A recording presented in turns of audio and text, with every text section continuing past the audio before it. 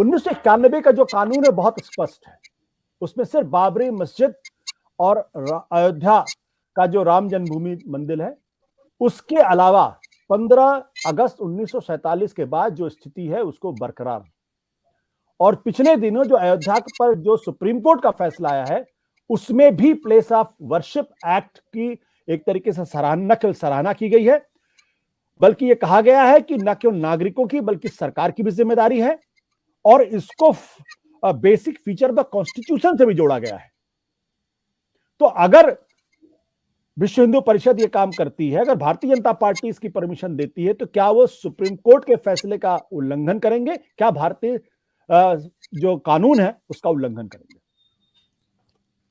देखिए, कानून जो है, आपने बिल्कुल सही कहा कि लास्टली जो इस कानून पर जो डिसीजन आया है वो 5 जजेस का बेंच, यानी एम सिद्दीक वाला जो केस था, यानी राम जन्मभूमि बाबरी मस्जिद वाला जो केस था, उस केस में जजमेंट आया।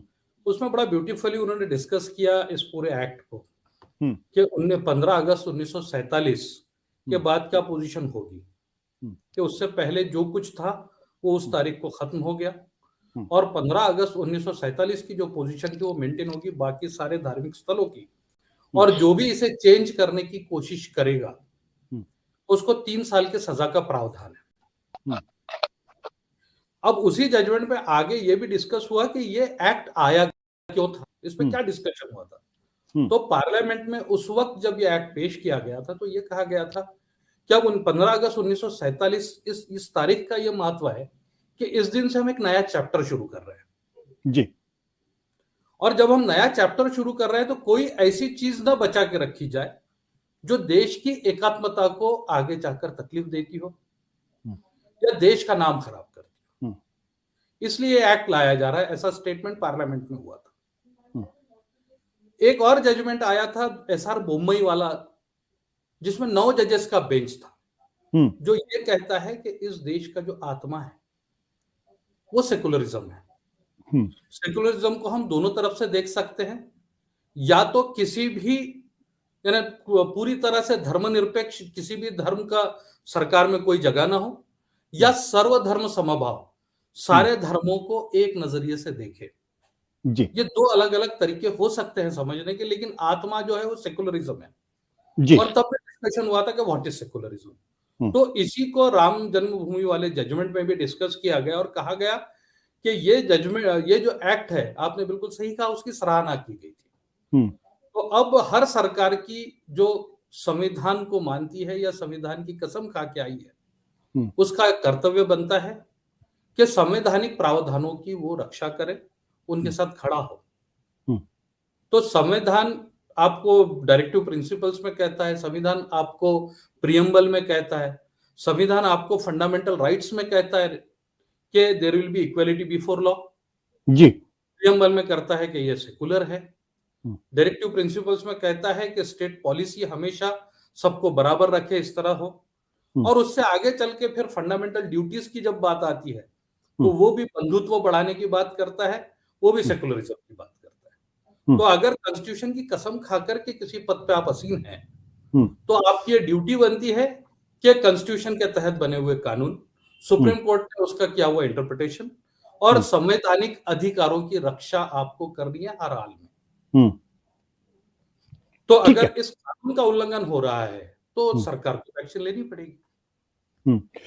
यानी आपके कहने का मतलब यह, अगर विश्व हिंदू परिषद अगर ये जाकर वहां पे स्थापित करने की कोशिश करता है तो विश्व हिंदू परिषद के जो लोग भी वहां जाएंगे सबको गिरफ्तार करके 3 साल की सजा का प्रावधान, सबको गिरफ्तारी करनी पड़ेगी सरकार को, क्योंकि इस कानून का उल्लंघन होगा। सरकार को कानून के हिसाब से एक्शन लेना होगा। उस कानून का उल्लंघन कर रहा है करके चार्जशीट कोर्ट में भेजनी होगी। इसमें 3 साल की कैद का भी प्रावधान है। इसका जो एक्ट है, सेक्टर इस प्लेस ऑफ वर्शिप एक्ट 1991 का जो सेक्शन 4 है एक्ट का, वो साफ तौर पे कहता है religious character of a place of worship as it existed on August 1947। यानी 15 अगस्त 1947 को जो स्थिति है वो एज इट इज मेंटेन करना ये सरकार की जिम्मेदारी है।